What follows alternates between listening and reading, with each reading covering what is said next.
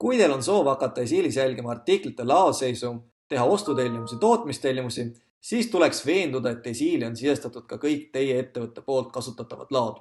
Seda on võimalik teha ladu seadistused laod alt. Osad laod on vaikimisi lisatud, kuid kui teie ettevõte kasutab ladusid nagu A, B, C, välitelk või midagi hoopis viiendat, siis tuleks need juurde lisada. Lisaks veel on siin olemas programmi toimimise jaoks vajalikud laod nagu raporteerimise vaheladu ning komplekteerimise ladu. Kuid lisame ühe lao siis juurde, valin ülevalt uus, selle peale avaneb laokaart ning siia siis kirjutan koodiks näiteks telk, nimetuse panen välitelk ning kui tegu on ostulaoga, siis saan ära määrata vaikimise asukoha, kuhu alati kaup vastu võetakse ning hiljem sealt siis lao liikumisega edasi liigutatakse.